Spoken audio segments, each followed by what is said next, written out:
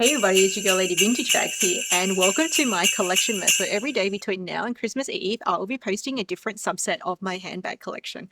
And today we have my sentimental bags. Some of them are gifts that were given to me by people who are really important to me, and some of them were the first that I had collected of certain brands. And so these bags are most likely going to be forever pieces because they all hold sentimental value.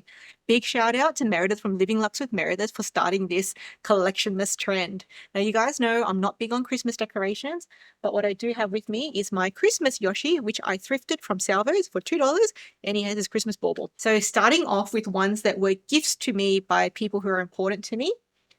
So this wasn't really a gift, I just took it. These are my mum. So when I moved out of home, I took some of my mum's handbags with me.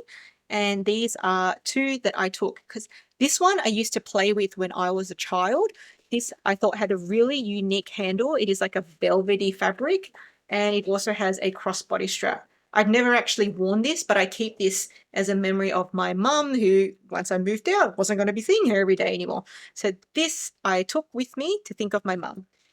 This was another one that I took off my mum's. Again, never worn it. I'm not even sure she wore it, but this was one that you normally wear when you go out to formal events like weddings or parties where the ladies would be wearing the Lao traditional clothes. So they'd be wearing the sin skirt, and that is made out of Lao silk, and this is also made out of a faux silk. So this would be worn when you go out to weddings and such, and you wear sin, which is the Lao traditional skirt. So thank you, Mum, for these bags that I just took without asking. Next are gifts from my sisters. I have two sisters. So this was a gift from one sister back in the early 2010s. She went to America on a holiday. I believe this is from the Coach outlet, and she came back with this nylon shoulder bag, very Y2K. And I don't actually wear it like this on the shoulder. It comes with a crossbody strap, and I wear this as my traveling bag. So if I'm traveling anywhere, I need a lightweight, easy to use nylon bag. This is my go-to. And when I come home from the trip, I take the straps off and I literally throw this bag in the washing machine. Probably not good for the bag because it has metallic finish and it's all coming off. But that's literally what I do with this bag. And it's served its purpose really well. So that was a really good gift from my sister. So a gift from my sister about 10 years ago. Also about 10 years ago, well, this was more like 14 years. I got this at about 2012, I think, from my other sister. We were in LA together at the Coach outlet, and we both liked this, and she bought it for me. So it was 30% off with an additional 30% off at the time. And so we got this for, I think, 180 US dollars. And the Australian dollar was much stronger back then. So this is a really cute Coach signature CC little tote bag with the tassels. I'm not really a tassel girl, but this doesn't bother me. It's silver hardware. I'm not a silver hardware girl, but I think it goes with the bag. And it comes with a matching neon orange shoulder strap. And it has orange lining as well. This is a really cute bag. I'm not wearing it recently, but I will never get rid of it. Fashion always cycles around, so I'll probably start wearing it again in a future years. So thank you to my sister. It was a really nice and cute gift, and it's going to stick with me forever. This was a gift from my mother-in-law. So she went to Singapore. It was her first overseas trip in like donkey's years, and she went with her sister. And they went to a leather store, and she bought me back this really unique bag. It is made out of leather, and it's from the brand Daniela Moda or Daniel Amoda. And it has a crown there. So this is a bag that has like a sort of Colt Gaia type handle. And it also has a crossbody strap to go with it. Now, for SLGs that are sentimental gifts, this is an Oroton long wallet that I got for my 25th birthday from some girlfriends. And I used it all the way up until 2020. No, maybe 2021. And that's when I started switching out into a card holder. So I only stopped using it because I downsized. But I'm not getting rid of it because long wallets are going to come back around, and I'm going to get this out. It'll probably be vintage by then. So just to show you how old I am, it's been over 10 years since my 25th birthday. So it probably will be vintage by the time I bring it out again. So thank you to my girlfriends who bought this for me. It's still with me now. Next up is this Oroton card holder, which is the one I switched out from here to here.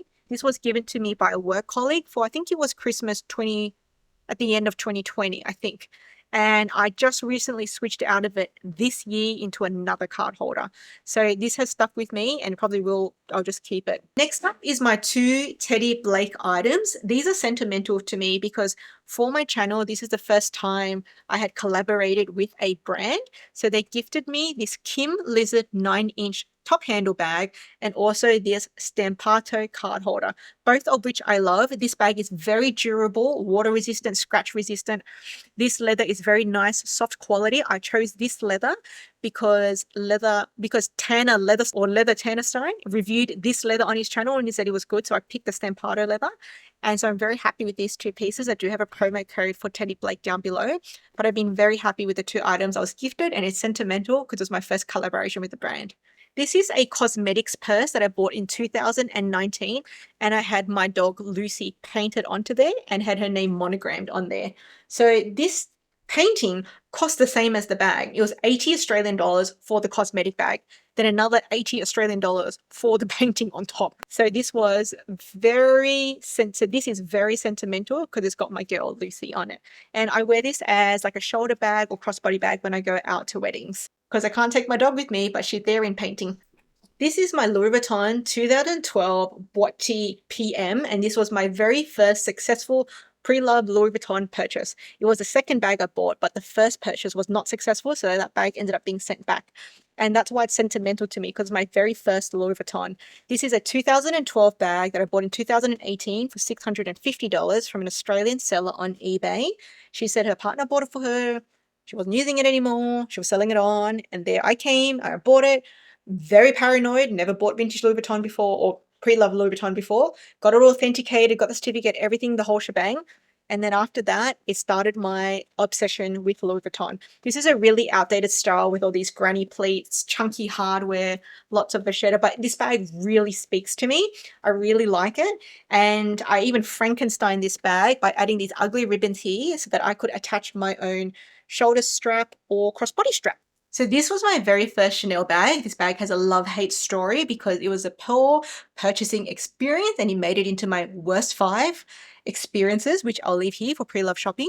This is a Series 2 Chanel bag. Not even sure what leather it is. The seller thought it might have been a goat leather. I'm not entirely sure, but it's a crossbody bag that's actually really comfortable and really convenient to use.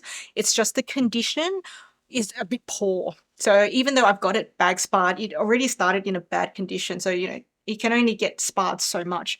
But this was a bag that had an undisclosed hole, which led to me sparring it, which led to the whole experience being bad because I ended up essentially doubling the amount I spent on this bag because the spar cost the same as the bag.